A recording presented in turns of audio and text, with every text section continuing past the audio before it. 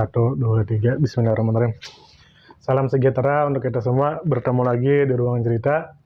Kali ini kita seperti biasa akan menceritakan pengalaman pribadi ataupun orang lain yang mana sesuai tuntunan ajaran agama kita, yaitu Al-Quran. Ambillah pelajaran dari orang-orang terdahulu agar bisa kita ambil hikmahnya di kehidupan kita. Kali ini kita bertamu ke seorang yang luar biasa, menjadi fondasi Indonesia Emas tahun 2045, yaitu seorang pahlawan tanpa tanda jasa, yang mana kita meminta jika beliau berkenan untuk menceritakan kepada kita tentang kehidupan beliau agar bisa kita ambil dan kita terapkan di diri kita. Nah, Assalamualaikum Ustadz. Waalaikumsalam. Nah, terima kasih sudah mau berkenan mengundang kami ke tempat ini. Semoga Anda, istri Anda, keluarga Anda, dan kita semua disehatkan badan, dilancarkan rezeki, dikabulkan segala hajat. Dan terima kasih banyak. Dan di sini kami adalah Ruang Cerita. Kami biasanya bercerita tentang kehidupan yang bisa kita ambil positifnya dan tinggalkan yang negatifnya. Di sini jika Anda berkenan, kami ada 3 sesi. Sesi pertama pengenalan profil secara singkat, karena tak kenal maka tak sayang. Yang kedua adalah Anda bercerita tentang apapun yang jelas bisa kami ambil positifnya. Dan yang ketiga adalah pertanyaan jika nanti kami kurang paham dengan cerita Anda. Nah, yang pertama kita masuk ke sesi pertama, yaitu mengenalkan.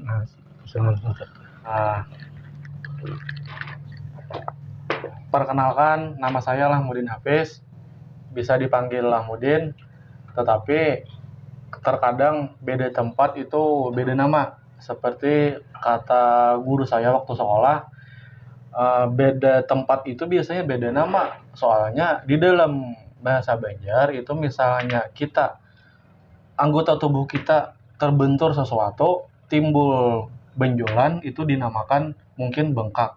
Tetapi bila benjolan itu di kepala, maka di dalam bahasa Banjar namanya binjol. Nah, seperti itu kata beliau. Maka saya merasa nama saya juga beda-beda. Di Margasari saya dipanggil Lahmudin.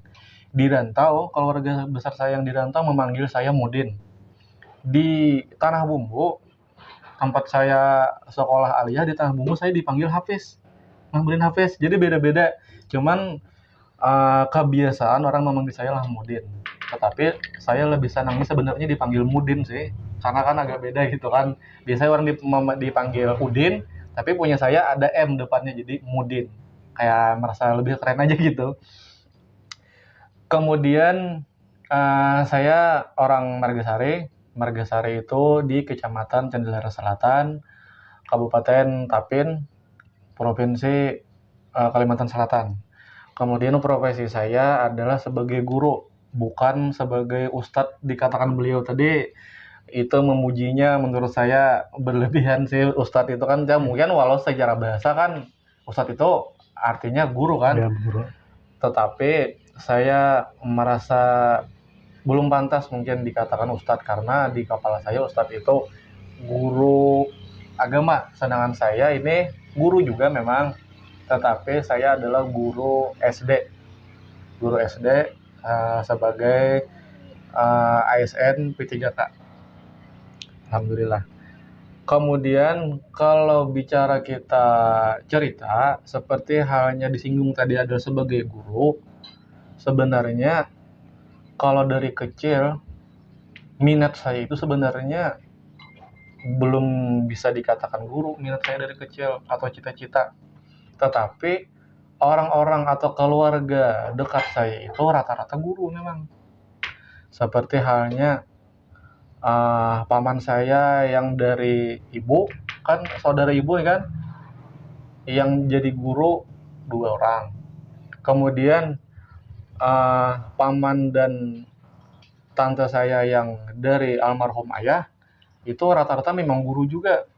Ada 4 kalau nggak salah, 4 atau 3 yang jadi guru. Jadi kan saya melihat banyak yang jadi guru. Dan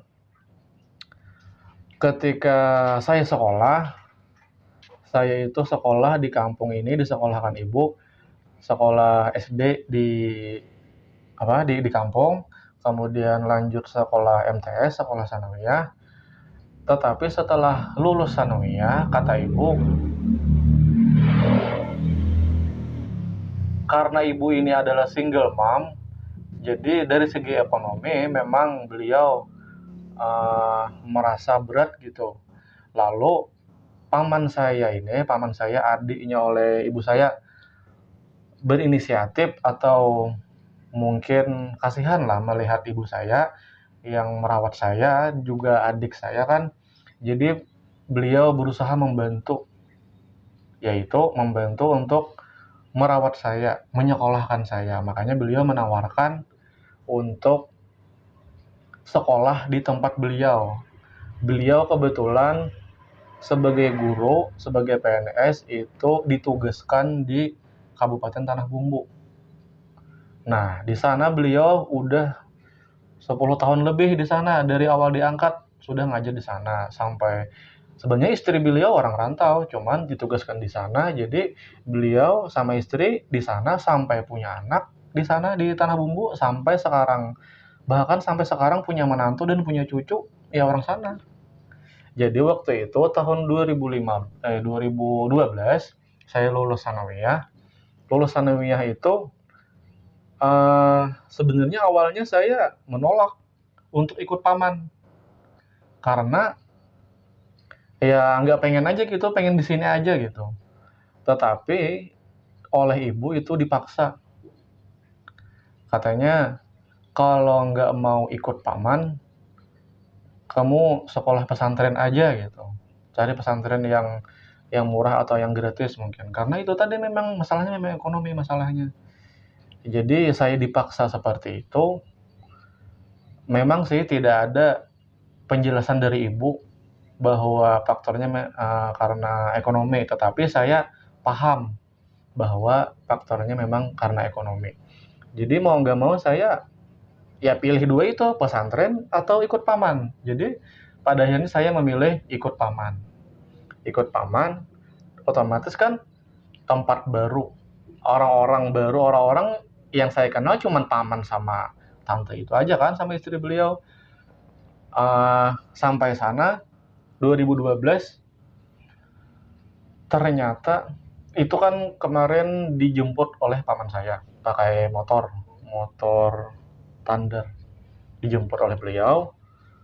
Ternyata perjalanan dari sini ke Tanah Bumbu itu sangat jauh, dan seingat saya itu adalah perjalanan naik motor saya paling jauh waktu itu. Sampai di daerah Tanah Bumbu, awalnya kota, terus masuk ke dalam. Loh, ini di mana rumahnya ini? Makin masuk ke dalam, banyak sawit, kemudian jalannya yang dari aspal, kemudian jadi bebatu, kemudian jalannya cuman tanah merah doang. Loh, kok ini makin ke hutan. Habis itu kemudian sawit lagi ketemu, perusahaan sawit lah yang dilewati. Sampai suatu kampung, habis udah pohon-pohon sawit, ketemu suatu kampung. Sampai masukkan paman saya tinggal di rumah dinas, di rumah guru. Sampai ke sekolahan dan ternyata waktu itu banjir. Jadi sekolahnya halamannya banjir, sampai ini terasnya itu juga kena air itu. Jadi sekolah nggak masuk itu karena banjir tadi. Jadi kaget. Pertama kaget tempatnya, ternyata kampung nggak banyak orang gitu, penduduknya nggak banyak. Dibanding kampung saya yang di Margasari masih rame 3 kali lipat, masih rame di Margasari. Pertama itu. Kemudian yang kedua, banjir dan airnya ini sangat keruh. Jadi, kok ini banjir dalam banget gitu. Di rumah paman pun awalnya nggak banjir, tetapi setelah saya sampai malamnya air naik ke atas ke dalam rumah paman. Jadi rumah paman itu kebanjiran. Jadi ketika malam paman saya ngajak ayo Den, kita angkat meja sekolahan, kita bawa ke rumah. Jadi malam pertama saya tiba di rumah paman di Tanah Bumbu, saya langsung tidur di atas meja karena kebanjiran. Jadi eh, jadi itulah, langsung kaget, wah gini amat ya kehidupan gitu. Kehidupan jauh dari orang tua, kemudian tempatnya sunyi, gak punya teman, banjir pula. Jadi malam pertama langsung tidur di atas meja di rumah paman itu. Dan juga paman itu walaupun beliau adalah PNS, cuman beliau belum punya rumah tadi kan di rumah guru. Kehidupan beliau pun enggak serta-merta enak gitu. Karena waktu itu paman di dapur masih pakai kayu bakar. Tidak pakai kompor, belum pakai kompor gas. Jadi masih pakai kayu bakar. Kaget juga dong saya. Wah, masih pakai kayu bakar. Padahal beliau PNS gitu. Mungkin pengen irit atau sebagainya lah. Nggak tahu dari beliau. Cuman yang biasanya saya melihat ibu saya di sini di Margasari pakai kompor minyak gas, kemudian pakai tabung LPG. Loh, paman saya di sana malah pakai kayu bakar.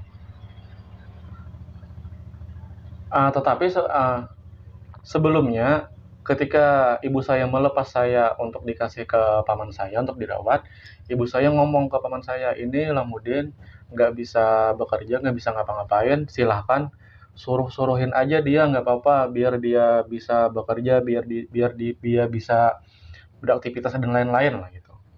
Jadi ketika saya di sana di tempat paman saya itu, saya diajak berbagai macam, diajak ngapa-ngapain. Contohnya tadi kan istri paman saya itu masak pakai kayu bakar. Jadi saya diajak untuk mencari kayu bakar. Yang mana pada waktu itu ketika saya lulus sanawiyah, tubuh saya tidak seperti ini. Tubuh saya sangat kurus. Tinggi tapi kurus. Jadi ketika saya diajak mencari kayu bakar dan mencari kayu bakarnya pun pakai sepeda, jadi saya bingung, kayaknya kok pakai sepeda biasa, pakai sepeda, bawa gergaji besar satu, udah berangkat, pakai topi. Ini yang mana yang dipotong? Mau nebang pohon ini atau gimana? Enggak, kata paman. Kita cari kayu yang sudah ditebang oleh orang. Jadi kita mencari sisa dari orang aja. Soalnya kalau kita tebang kayu yang masih hidup, ditebang itu kan masih basah, jadi berat, kata beliau. Jadi kita cari yang bekas-bekas orang, sisa orang, itu sudah dipotong, jadi kita tinggal potong sedikit aja dan agak ringan gitu. Ternyata setelah dipotong kan, ada kan gergaji yang di sini pegangannya satu, di sini pegangan satu. Jadi kan sebelah gitu sama paman gergaji, wah capeknya luar biasa. Karena kan nggak pernah bekerja tadi kan, nggak pernah beraktivitas fisik gitu yang berat. Dan juga tubuh saya masih kurus tadi. Jadi sambil menggergaji, kemudian kepotong, saya coba angkat. Yang saya pikir saya bisa ngangkat misalnya panjang satu seperti ini, saya coba angkat, nggak bisa. Ternyata sangat berat, kayu bakar yang baru itu sangat berat. Jadi paman saya ditaruh di samping sepeda, ini kan sepeda, taruh di samping sepeda sini, tarik sebelah sini, baru diikat, baru didorong. Oh ternyata ini fungsinya sepeda tadi, ditaruh di samping, kayunya baru didorong. Jadi kita nggak kelelahan gitu, cuman mendorong aja gitu kan, nggak dipangku di bahu gitu. Dan jalannya waktu itu di sana ya masih berbatu, jadi jalannya nggak mulus gitu. Jadi kayu bakar itu ketika sampai rumah nggak mungkin langsung dibawa ke dapur kan, harus dibagi beberapa menjadi beberapa bagian agar jadi lebih kecil menggunakan kapak. Waktu itu juga pengalaman pertama itu dengan tubuh saya yang kurus itu bekerja pakai kapak membelah kayu. Jadi aktivitas fisik lah. Dan kan tadi kan paman di rumah guru, otomatis di halaman itu langsung halaman sekolahan. Di halaman sekolahan setiap sore anak-anak SD itu main bola. Tapi saya nggak ikut main bola, saya bekerja tadi membantu paman membelah kayu. Itu kehidupan cerita, salah satu cerita pengalaman saya bersama paman. Juga paman ini usaha sampingan beliau adalah tukang tambal ban. Walaupun saya salut sih sama paman bahwa beliau ini sebagai guru, beliau tidak sombong, dan mungkin kan kebanyakan orang mungkin malu karena itu kan pekerjaan yang mungkin kotor lah, mungkin kan megang ban gitu. Tapi beliau usaha sampingan beliau adalah tukang tambal ban. Jadi saya juga diajari itu menambal ban. Coba Din, kamu belajar nambal ban, tapi supaya lebih mudah, coba tambal yang sepeda aja. Soalnya kalau yang menambal ban yang motor itu keras. Jadi belum bisa. Jadi pelajari ilmunya dulu, cara membuka ban sepeda. Kalau udah bisa, baru nanti kalau udah bisa tekniknya, baru bisa menambal ban yang motor. Jadi itu saya masih ingat hasil saya menambal ban sepeda pertama kali itu waktu itu dibayar 5.000 rupiah, dan uang 5.000-nya itu masih saya simpan di dalam dompet saya sebagai kenang-kenangan bahwa ini loh penghasilan saya bekerja pertama kali menambal ban 5.000 rupiah. Itu sampai sekitar beberapa bulan saya sudah bisa menambal ban sepeda, lalu dipercayakan paman saya untuk membantu menambal ban motor. Jadi misalnya ada pelanggan, ada orang motornya bocor, kalau paman saya nggak bisa, baru saya yang disuruh. Jadi kata beliau, bilanya kamu yang menambal ban, silahkan ambil upahnya buat kamu juga, biar tambah-tambah uang jajan kan. Tapi kalau paman, ya buat paman gitu. Kalau saya yang mengerjakan, buat saya upahnya. Nah itu yang mungkin saya merasa ketika di Margasari, saya tidak pernah beraktivitas fisik seperti itu. Disitulah paman saya mengajarkan untuk melakukan sesuatu atau berusaha itu jangan pandang gengsi. Pokoknya apapun yang membuat atau menghasilkan hal-hal yang positif atau yang membuat benefit pada kita, maka lakukan. Juga paman saya itu sebenarnya berperan penting juga dalam hal pemikiran. Ketika saya bersama paman itu, beliau sering mengajak ngobrol, kemudian menyatakan apa-apa yang ada di dalam kepala beliau. Misalnya ada orang di mata beliau mungkin ada tidak sesuai dengan prinsip beliau, lalu beliau jelaskan kepada saya. Dan beliau itu orangnya ramah, kemudian orang itu sangat baik menurut saya. Bahkan selama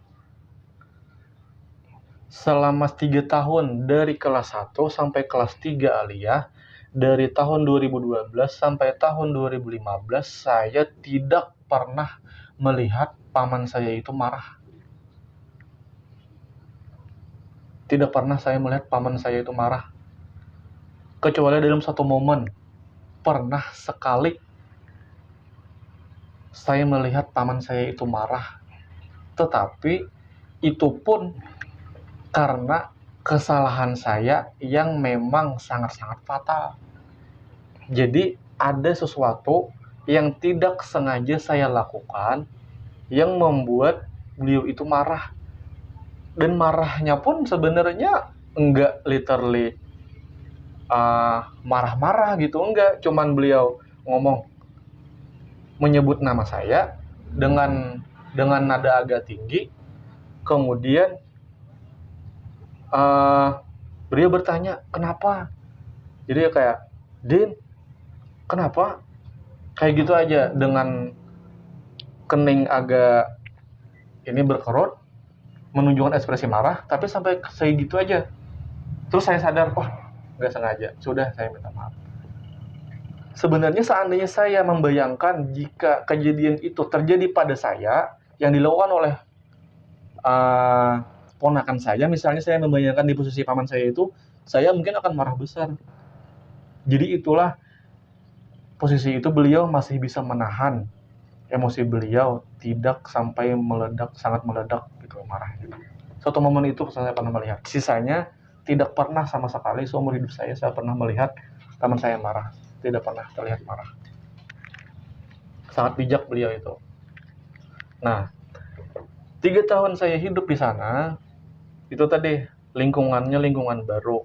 Kehidupannya pun kehidupan bisa dibilang lebih sederhana. Kemudian perjuangan saya ketika di tempat paman saya itu juga adalah memang awalnya ketika saya kelas 1 aliyah, saya itu naik motor bersama sepupu saya, anak beliau kan anak paman. Naik motor karena satu arah. Saya kelas 1 aliyah, sepupu saya ini perempuan kelas 3 sanawiyah. Aliyah dan sanawiyah ini berseberangan, jadi satu arah.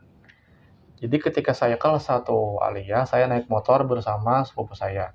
Tetapi ketika saya sudah kelas 2 aliyah, sepupu saya ini tidak sekolah aliyah, melainkan sekolah SMA. Yang mana sekolah SMA dan aliyah ini tidak satu arah jalannya. Jadi ketika hampir naik kelas 2, saya beli sepeda. Jadi pas saat kelas 2 aliyah, sepupu saya kelas 1 SMA, dia naik motor, saya naik sepeda.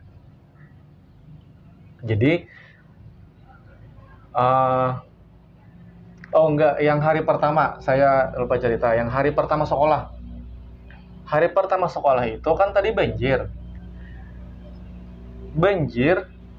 Karena banjir, ada jalan yang putus. Menuju ke sekolah, jalannya putus.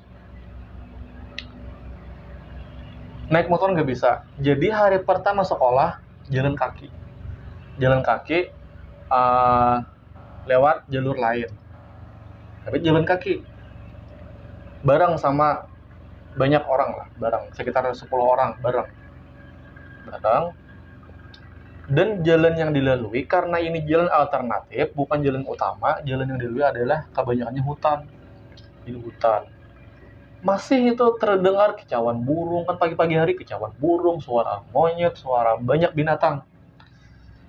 Wah, ini momen itu loh, maksudnya nggak pernah saya temui di Margasari gitu loh,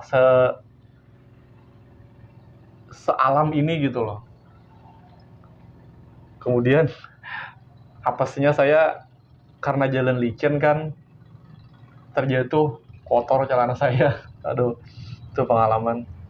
Kemudian tadi 1 tahun naik motor sama sepupu. Kelas 2 saya naik sepeda. Naik sepeda ini sebenarnya ada teman sepeda, ada teman yang sama-sama naik sepeda, ada teman bareng. Tetapi lama-kelamaan karena mereka ini punya orang tua, dan ekonomi mereka mungkin orang tuanya menabung dan sebagainya. Jadi yang awalnya kelas 2 itu saya punya banyak teman bareng naik sepeda, sekitar berlima, misalnya lebih berlima, sampai saya kelas 3 tinggal saya sendiri yang naik sepeda. Sisanya naik motor semua. Jadi kelas 3 itu saya cuma sendirian naik sepeda. Cuman ya itu, kadang misalnya lagi banjir, gak bisa naik sepeda, jadi jalan kaki. Kadang pulangnya sendirian jalan kaki. Sampai kan saya uang saku aliyah itu 5.000 kalau nggak salah. Kadang uangnya habis. Jadi pulang seolah pas banjir jalan kaki, kadang pulang sekolah, kadang kehausan gitu. Saking hausnya ada gerimis, saya malah berdoa, ya Tuhan, mohon hujan saat lebat sehingga saya bisa minum air hujan. Sangat kecapean gitu, sangat lelah gitu kan jalan kaki tengah hari. Cuman ya itu perjalanan. Makanya sebenarnya anak-anak sekolah zaman sekarang udah enak gitu.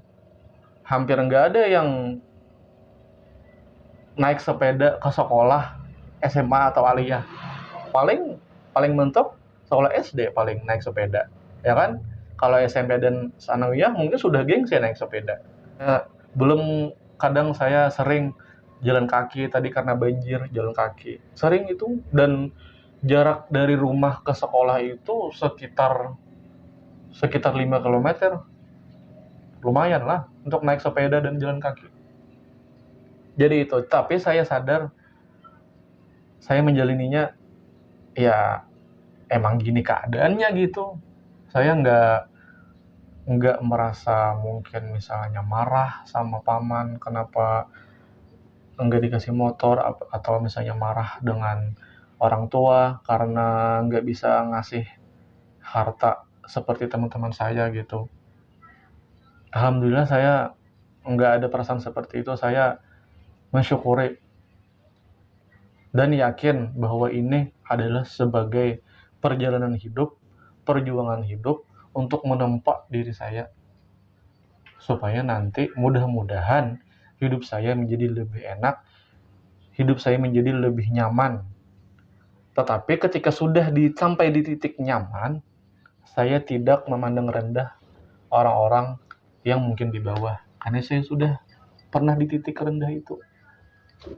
Seperti itu. Contoh misalnya bila saya sudah nanti punya motor, maka saya akan membantu orang-orang yang belum punya motor atau tidak memandang rendah orang naik sepeda. Seperti itu. Sebagai latihan hati. Dan mungkin itu saja cerita dari saya. Yang belum jelas mungkin bisa ditanyakan. Nah, di sini untuk kita semua dimohon kepada orang-orang yang mempunyai perihal yang sama atau keadaan yang sama, yaitu sejak kecil sudah jauh dari orang tua karena faktor ekonomi, dimohon untuk tidak terjatuh ke hal yang negatif. Nah, begitupun juga dengan saya yang dari keluarga broken home, maka saya akan berusaha untuk tidak melakukan hal yang negatif. Nah, jadi mohon Anda tidak sendirian. Nah, masih banyak orang-orang seperti Anda. Jadi mohon untuk orang-orang yang broken home atau orang-orang yang sejak kecil mendapat ekonomi yang sulit sehingga harus ikut orang lain atau paman keluarga, tolong jangan terjatuh ke hal yang negatif. Masih banyak orang-orang yang senasib dengan Anda. Buktinya kami berdua ini, kami bisa membuktikan bahwa kami tidak terjatuh ke hal yang negatif. Mohon jangan mabuk, mohon jangan merokok, mohon jangan berzina, apalagi narkotika dan lain sebagainya. Dan di sini mungkin bagi orang-orang yang senasib seperti kita, broken home atau yang jauh dari orang tua sejak kecil, ada beberapa pertanyaan atau kekhawatiran mungkin. Yang pertama itu yang ingin kita tanyakan kepada beliau adalah tentu sedikit banyaknya yang namanya kita ikut orang, itu ada hal yang tidak enak di hati kita. Apakah seperti dengan istri paman atau anak paman, apakah Anda dulu sewaktu ikut beliau itu ada gesekan dengan mereka? Nah, karena ada beberapa mungkin dari kami yang nonton ini tidak mau ikut orang karena takut dihina anak paman atau istri paman atau akhirnya bertengkar dan lain sebagainya. Nah, jika Anda berkenan agar kami bisa ambil pelajaran. Kalau masalah itu kembali saya mengatakan bahwa paman saya itu sangat baik luar biasa tadi. Makanya kata saya tadi, saya tidak pernah melihat paman saya marah. Jadi saya tidak pernah diprotes atau dimarahi oleh paman terhadap apapun yang saya lakukan. Kalau dengan anak paman saya, dengan sepupu saya, karena dia perempuan, anak paman saya itu dua-duanya perempuan. Karena mereka ini perempuan dan saya waktu itu memang tidak bisa mengobrol dengan perempuan, tidak bisa berbaur dengan perempuan. Jadi saya waktu itu tidak terlalu akrab dengan sepupu saya. Jadi ketemu ya udah ketemu aja gitu, nggak ada ngobrol. Paling tanya-tanya gitu aja. Obrolan itu tidak terjadi di antara saya dan sepupu saya waktu itu. Jadi saya ke kamar,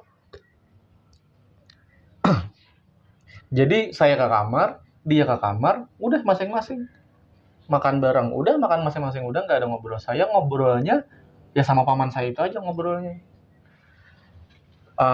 Kalau sama istri paman, karena beliau ini adalah sebagai perempuan, dia mungkin faktor lelah mungkin ya. Paling istri paman ini bukan marah juga sih sebenarnya, cuman ya ya wajar lah yang namanya ibu-ibu kan perempuan paling kayak marah-marah di dapur misalnya tidak ada yang membantu beliau misalnya gitu. Ya saya anggap itu hal yang wajar sih karena pertama mungkin beliau lagi capek, lagi lelah, dan juga memang saya akui saya jarang membantu beliau. Misalnya membantu ngepel rumah, misalnya membantu menyapu, membantu ngepel teras misalnya. Saya memang jarang sih seharusnya. Mungkin beliau inginnya ya bantu-bantulah gitu mungkin. Mungkin artinya memang kesalahan saya juga gitu. Selebihnya nggak ada sih. Paling itu tadi beliau cuma pengen dibantu aja sebenarnya mungkin. Itu aja. Ya, nah, terima kasih.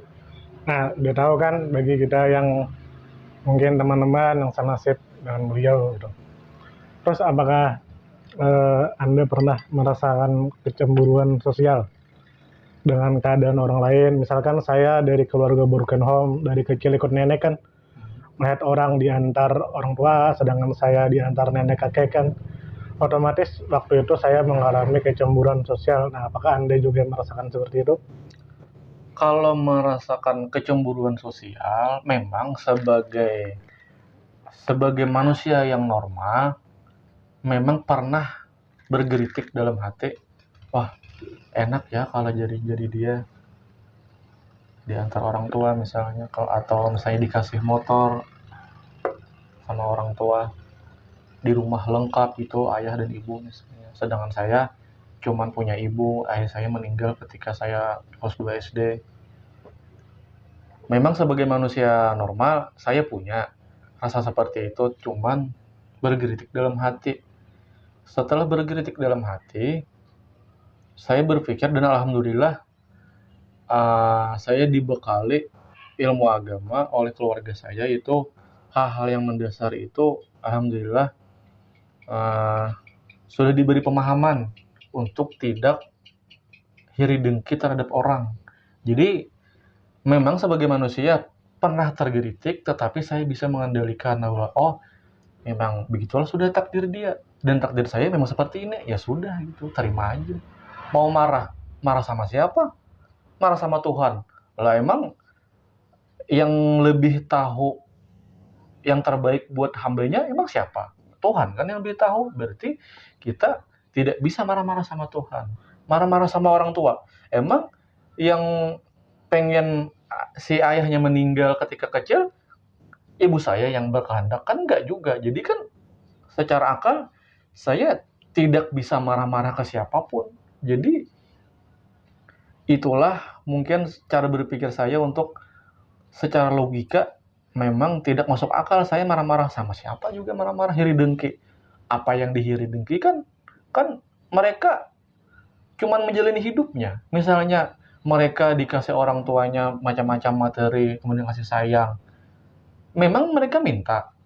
Saya memang minta, tetapi kan itu bukan kuasa saya dan itu juga bukan kuasa mereka, itu kan kehendak Tuhan. Jadi alhamdulillah tidak ada sih seperti itu. Makanya alhamdulillah juga saya tidak sampai terjerumus ke hal-hal yang negatif karena saya sudah berdamai dengan diri saya sejak kecil.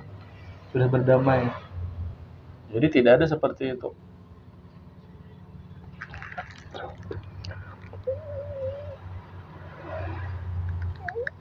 Nah, lalu teman-teman, untuk hal yang wajar, kecemburuan sosial, tapi mohon jangan sampai kecemburuan sosial itu membuat kita terpuruk. Akan ada pelangi setelah badai. Kita lanjut ke pertanyaan selanjutnya. Seandainya diberikan kehidupan kedua, kan waktu itu diberikan pilihan ikut paman atau sekolah pesantren. Seandainya diberikan kehidupan kedua dengan jalan cerita yang sama, maka Anda akan tetap memilih dengan paman atau masuk pesantren. Pada intinya, saya akan tetap menjalani seperti yang pernah saya jalani. Saya teringat kata-kata seorang aktor, Vino G. Bastian, ketika ditanya oleh wartawan, seandainya kamu dikasih kehidupan kedua, apa yang kamu sesali? Apakah ada kehidupan yang sekarang yang kamu sesali, yang ingin kamu perbaiki di kehidupan kedua? Lalu apa jawab Vino G. Bastian? Saya tidak pernah dan tidak ada hal yang saya sesali dalam hidup saya. Karena kata Vino G. Bastian, apapun yang terjadi pada diri saya, apapun yang saya lakukan, itulah yang membentuk saya sekarang ini. Jadi misalnya, walaupun hal buruk sekalipun, pengalaman buruk sekalipun, seandainya pengalaman buruk itu dihapus, diperbaiki misalnya, tidak pernah terjadi di masa lalu itu, maka saya yang sekarang ini tidak bakal seperti yang sekarang ini. Misalnya, contoh sederhana, di masa lalu pernah patah hati terhadap perempuan. Lalu, misalnya pengalaman patah hati terhadap perempuan itu dihapus, tidak pernah terjadi, maka kehidupan kita yang sekarang ini tidak bakal sekuat ini menjalani atau menghadapi perempuan. Itulah fungsi dari pengalaman, baik itu pengalaman baik ataupun pengalaman buruk. Semuanya itu berperan sangat penting membentuk diri kita yang sekarang. Jadi tidak mungkin kita menjadi kita yang sekarang tanpa ada peran yang di masa lalu itu. Jadi saya berprinsip tidak ada yang saya sesali. Bahkan meninggalnya ayah saya ketika kecil itu pun, seandainya saya kehidupan kedua, tidak akan saya rubah. Karena memang hikmahnya, ya saya sekarang ini hikmahnya. Karena hikmahnya, misalnya ayah saya hidup, mungkin saya tidak seperti ini. Mungkin saya akan sombong. Mungkin saya akan melakukan maksiat macam-macam. Karena Tuhan tahu lebih baik ditiadakan ayah saya ketika kecil, berarti itulah memang yang terbaik buat saya. Jadi itu, tidak ada penyesalan dan tidak ada yang ingin saya rubah.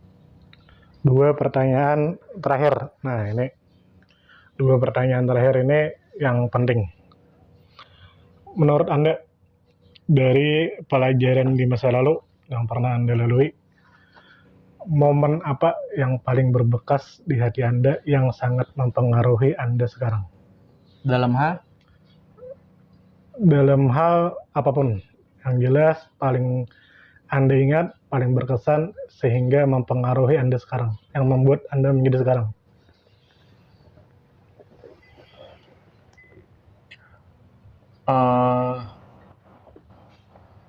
Salah satu peran dari paman saya itu, bisa dikatakan paman saya itu saya anggap sosok ayah dari paman.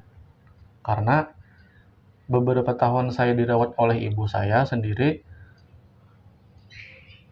beliau ya sebagai ibu gitu.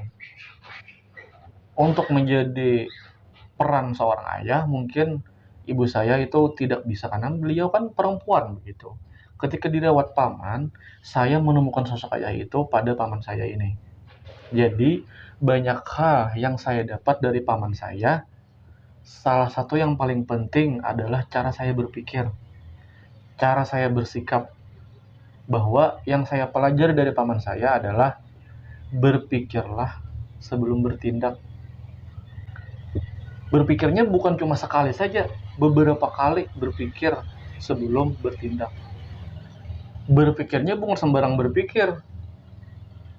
Berpikirnya adalah bayangkan ketika kita di posisi orang itu, apa yang pengen kita dapat dari orang lain.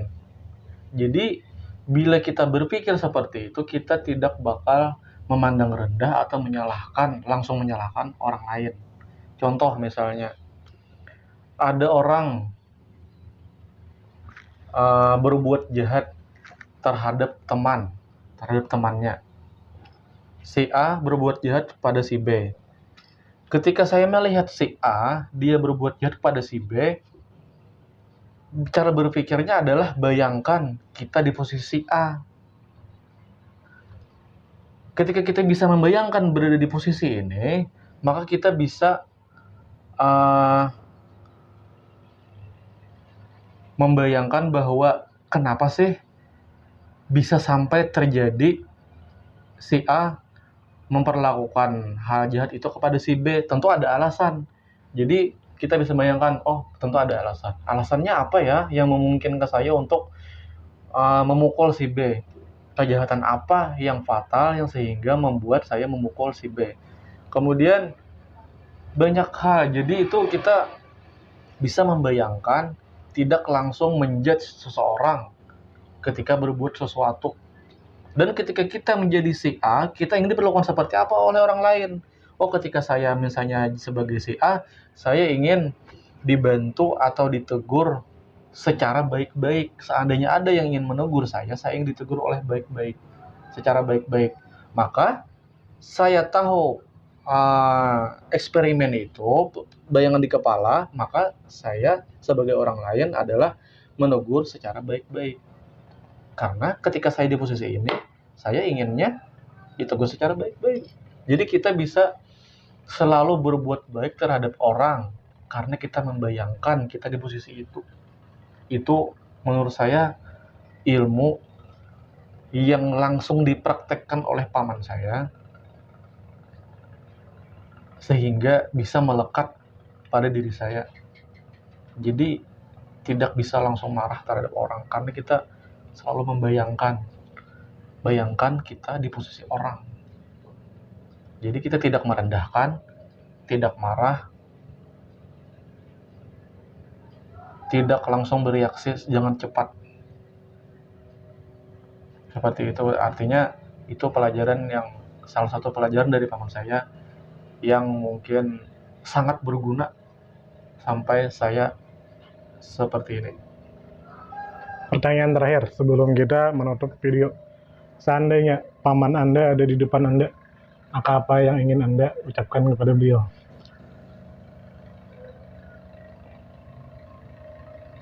Terima kasih sudah menjadi sosok ayah dalam hidup saya.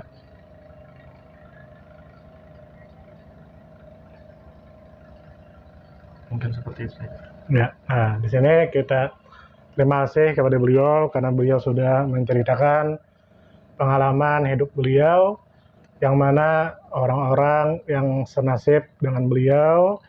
Ingat, Anda tidak sendirian, jadi mohon jangan terjatuh ke hal yang negatif, maupun itu korban broken home seperti saya, ataupun orang yang sejak kecil ikut pamannya atau orang lain. Nah, jadi di sini akan ada dua penutup dari beliau dan penutup dari saya. Nah, penutup dari beliau, nah apa yang ingin Anda ucapkan kepada orang-orang yang senasib dengan beliau, pada orang-orang yang senasib dengan Anda saat ini?